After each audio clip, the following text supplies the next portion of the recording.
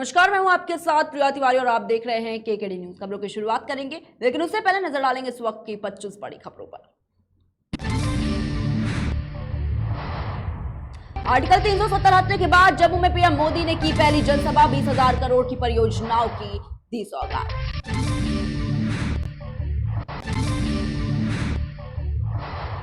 प्रधानमंत्री के स्वागत के लिए जम्मू का पल्ली तैयार। 1 महीने से चल रही है तैयारी, सुरक्षा व्यवस्था चाक चौबंद। आर्टिकल 370 हटने के बाद पहली बार जम्मू पहुंचे प्रधानमंत्री मोदी। रैली स्थल से 12 किलोमीटर दूर रलियाना गांव में हुआ विस्फोट। मन की बात के 88वें एपिसोड में पीएम मोदी ने देशवासियों को किया संबोधित। प्रधानमंत्री संग्रहालय के बारे में लोगों से पूछे सवाल।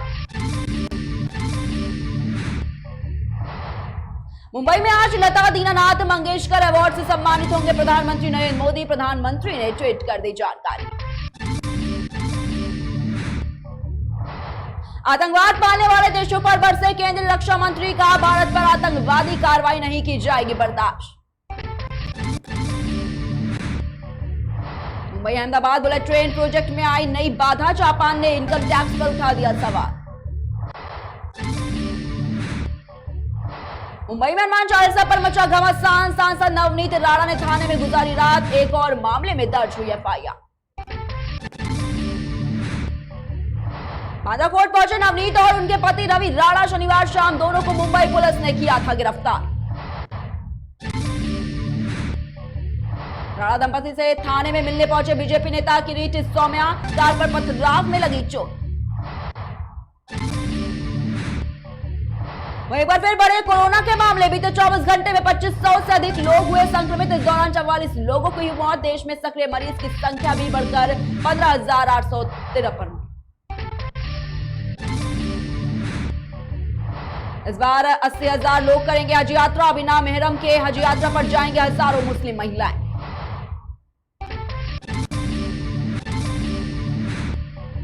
कोविड के बढ़ते मामलों को लेकर अलर्ट में योगी सरकार। कोरोना प्रोटोकॉल को लेकर राज्य में जारी किए निर्देश। स्कूलों में मास्क के साथ मिलेगी एंट्री। आज गाजियाबाद दौरे पर जेपी नड्डा। प्रधानमंत्री नरेंद्र मोदी के मन की बात कार्यक्रम को सुनने के लिए एमआई गार्डन में कार्यकर्ताओं के बीच रहे मौजूद। गोंडा में चला बाबा का बुलडोजर। गिरे गए तालाब और सड़क पर अतिक्रमण करने वाले। बाउंड्री वॉल और पक्के निर्माण।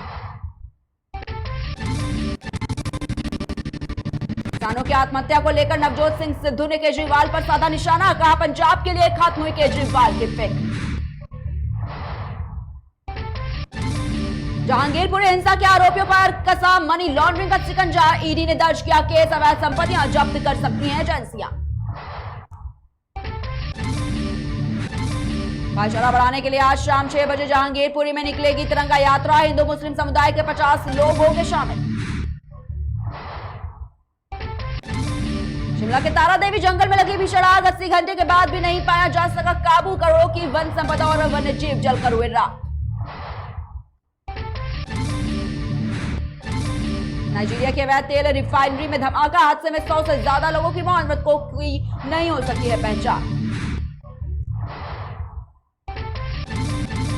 चीन के शंघाई में कोरोना संक्रमण से बिगड़ते हालात। लॉकडाउन से लोगों की बड़ी नाराजगी। 26 अप्रैल तक बढ़ाया गया शंघाई में लॉकडाउन। 10 साल के हुए क्रिकेट के भगवान सचिन तेंदुलकर क्रिकेट की दुनिया में अपने दम पर बने खिलाड़ी से मुकाबला। पीएम मोदी से अनुपम खेर ने की मुलाकात। मां की दी हुई रुद्राक्ष की माला की भेंट।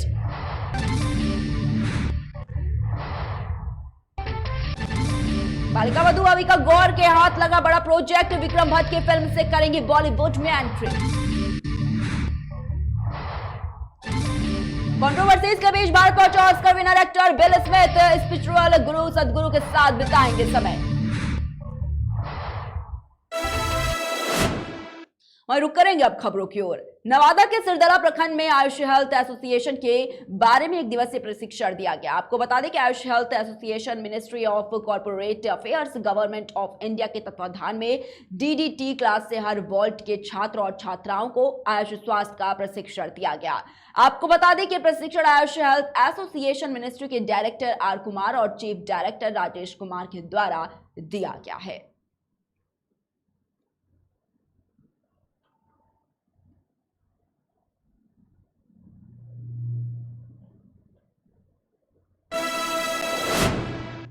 फरुखाबाद के कायमगंज थाना क्षेत्र में कैंडल की चिंगारी से एक घर में गृहस्थी सहित लाखों रुपए की नकदी जलकर पूरी तरीके से राख हो गई है। पीड़ित परिवार दाने दाने के मोहताज है।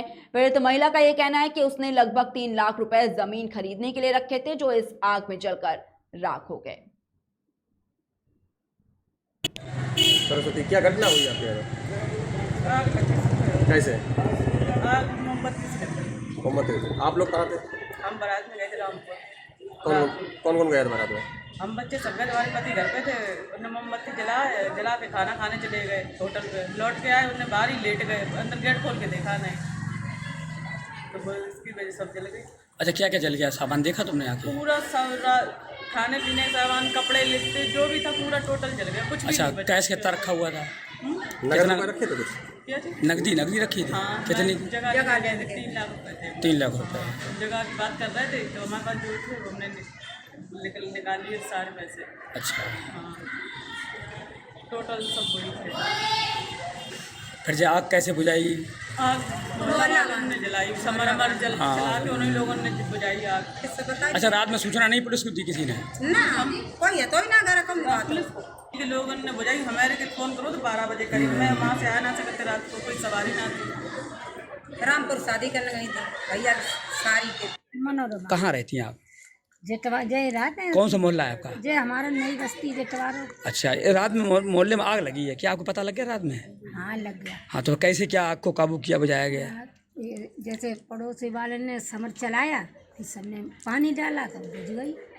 अच्छा, रात में पुलिस सूचना किसी ने नहीं दी थी? हाँ, 100 किस्म नहीं दी। अच्छा, मोहल्ले वालों ने आग तो बुझा ली है, लेकिन सामान सब जल गया इनका? सामान उनको हाथ सब जल गया। घर में कोई था नहीं था? हाँ, उनके खाली हस्बैंड थे। अच्छा, वही थे। बच्चा सब बारात। जब वो चीखे चिल्लाने तभी मोहल्ले वालों ने जाना फिर। हाँ अच्छा, ये नहीं पता लग रहा आग लग कैसे की, ये जानकारी नहीं मिल रही है। हाँ भैया जी, नहीं पता कैसे लगा।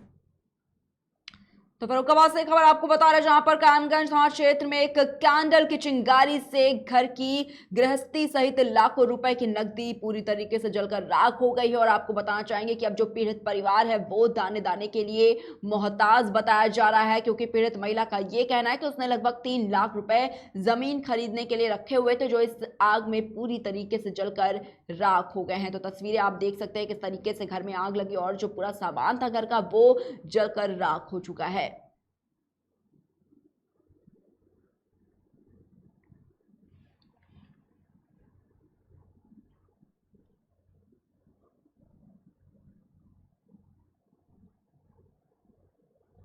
तस्वीरें आप देख सकते हैं इस वक्त किस तरीके से आग लगी और जो सामान था घर पर वो पूरी तरीके से जलकर राख हो गया। जो खबर है वो फरुखाबाद के कायमगंज थाना क्षेत्र से बताई जा रही है, जहां पर कैंडल की चिंगारी से एक घर में आग लग गई है।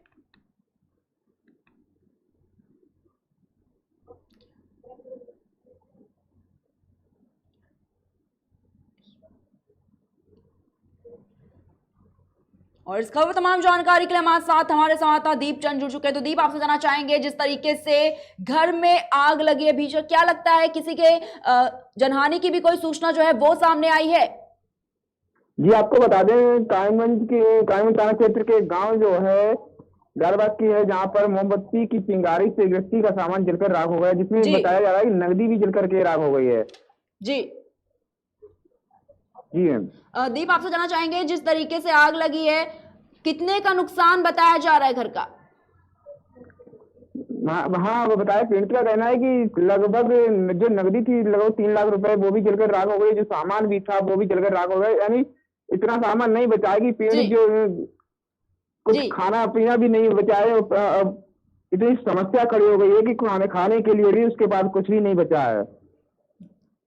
जी, चलिए, बहुत बहुत शुक्रिया आपका हमारे साथ जुड़ने के लिए। तो फर्रुखाबाद से खबर आपको बता रहे, जहां पर कामगंज थाना क्षेत्र में कैंडल की चिंगारी से एक घर में आग लग गई और लाखों रुपए की जो नकदी है वो जलकर राख हो गई है। साथ ही आपको बता दें कि अब पीड़ित परिवार जो है वो दाने दाने के लिए मोहताज है।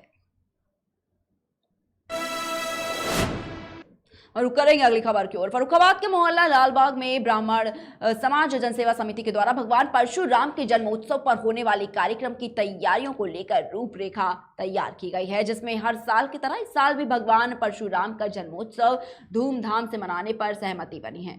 आपको बता दें कि संगठन के अध्यक्ष नारायण दत्त द्विवेदी ने कहा कि आगामी 3 मई को भगवान परशुराम जन्मोत्सव कार्यक्रम पिछले सालों की तरह इस साल भी ब्राह्मण समाज जनसेवा समिति के द्वारा धूमधाम से मनाया जाएगा। किस तरीके से ये कार्यक्रम को भव्यता के लिए क्या निर्णय लिया गया, क्या हुआ? आज जो है कार्यक्रम की भव्यता के लिए हमारे कार्यक्रम के संयोजक जो हर वर्ष किसी न किसी नए व्यक्ति को बनाया जाता है और हर एक व्यक्ति को जो है मौका दिया जाता है कि वो ब्राह्मण समाज जनसेवा समिति में कार्य कुशलता से अपने कार्यक्रम को आगे बढ़ाए, भगवान परशुराम जन्मोत्सव में भव्यता लाए। इसलिए इसी संदर्भ में हमारे समाज के ब्राह्मण जवाहर मिश्रा जी को कार्यक्रम संयोजक बनाया गया, डॉक्टर अविनाश पांडे को कार्यक्रम संयोजक बनाया गया और संगठन को विस्तारित करते हुए जो है आज कुछ नए पदाधिकारियों का मनोनयन भी हुआ है, जिसमें कि अविनाश पांडे को जिला उपाध्यक्ष और मुकेश दुबे को जिला महामंत्री, दुबे एक हैं हमारे टीम के, उनको जो है जिला मंत्री और नगर अध्यक्ष रामजी चतुर्वेदी को जो है नगर अध्यक्ष फतेहगढ़ बनाया गया है। इन सभी लोगों को जिम्मेदारियां दी गई हैं कि भगवान परशुराम जन्मोत्सव के उपलक्ष्य में 3 मई को बद्री विशाल महाविद्यालय में जो कार्यक्रम आयोजित होगा उसमें भव्यता लाई जाए और भव्य रूप से इसको पूर्णता रूप से मनाया जाए। चारों तरफ गांव देहात में जहां लोग आजकल जानते ही नहीं है कि भगवान परशुराम जन्मोत्सव कब मनाया जाता है और अक्षय तृतीया पे होता क्या है, तो हमारी सबसे बड़ी उपलब्धि ये होगी कि हम गांव-गांव नगर-नगर जाके लोगों को, ब्राह्मण भाइयों को पता लगे और बताया जाए, उनके सब परिवार उनको बुलाया जाए। इस बार जन्मोत्सव पे सब परिवार आमंत्रित किए जाएंगे ब्राह्मण समाज में। और रुक करेंगे अगली खबर की ओर। सीहोर के नसरुल्लागंज में मुख्यमंत्री शिवराज सिंह चौहान खेल प्रतियोगिता के समापन अवसर पर पहुंचे। उन्होंने अपनी मौजूदगी से खिलाड़ियों में का उत्साह बढ़ाया।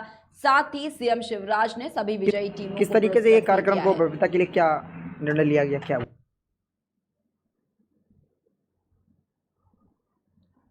तो आपको बताना चाहेंगे कि विधायक कम के समापन अवसर पर आयोजित इस कार्यक्रम की तैयारियों के संबंध में कलेक्टर, एसपी और जनप्रतिनिधियों ने बैठक पहले ही कर ली थी, जिसमें कार्यक्रम की रूपरेखा पर विस्तृत चर्चा की गई थी।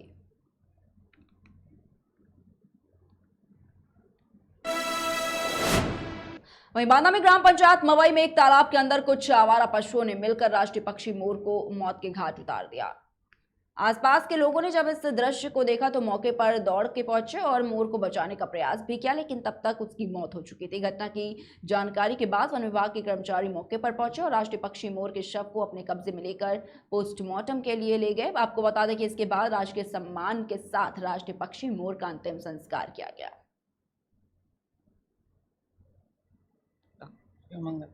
कौन सा गांव है ये? मवई। ये बताइए यहाँ पर किस तरह की घटना हुई है?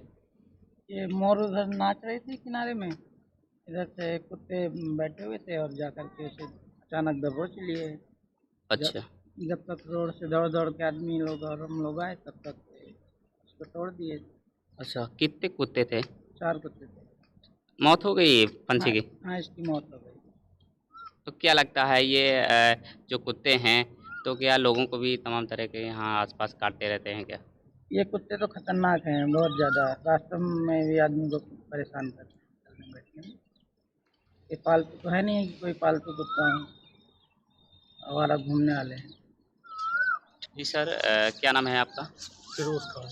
और सर ये बताइए किस तरह की घटना हुई है और कैसे है आप लोग? घटना तो जानवरों ने हमला हुआ, हमको फ़ोन आया है कि यहाँ पे मवई गांव में एक 3-4 कुत्तों ने इसका शिकार किया है और फिर हमको खबर आई है कि यहाँ पे एक मोर मर गया है, तो हम आए। तो इसका अब इसके बाद क्या होगा? इसके बाद इसका अभी पशु अस्पताल जाएंगे, वहाँ पोस्टमार्टम होगा, फिर पोस्टमार्टम होने के बाद फिर उसका क्रियाक्रम होगा। और रामपुर के टांडा में एक अज्ञात बुजुर्ग का शव बरामद हुआ है। पुलिस ने शव का पंचनामा कर पोस्टमार्टम के लिए भेज दिया है। आपको बता दें कि अज्ञात बुजुर्ग का शव क्षेत्र के एक खेत में पुलिस को पड़ा मिला। वहीं अब पुलिस इस पूरे मामले की जांच पड़ताल में जुटी हुई है।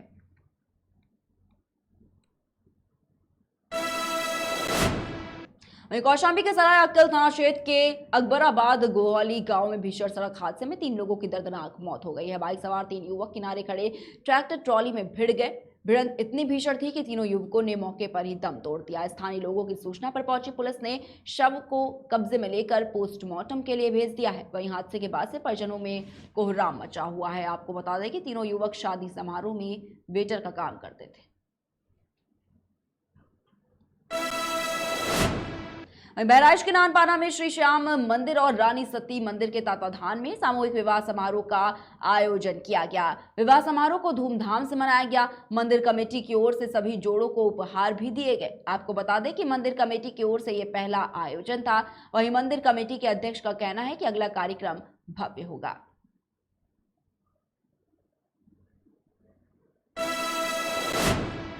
खबर रायबरेली से, जहां पर पुलिस अधीक्षक श्लोक कुमार के निर्देशन में सुरक्षा और कानून व्यवस्था के चलते पुलिस के द्वारा जिले की सीमाओं पर बैरियर लगाकर चेकिंग अभियान चलाया गया। चेकिंग के दौरान यातायात नियमों का उल्लंघन करने वाले लोगों के खिलाफ आवश्यक कार्रवाई भी की गई है।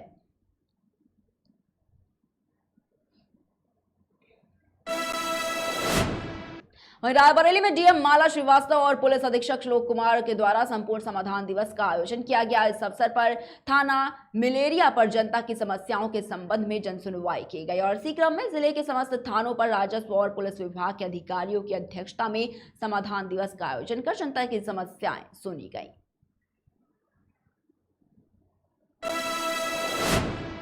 फिलहाल की खबरों में इतना ही। बने रहिए केकेडी न्यूज के साथ।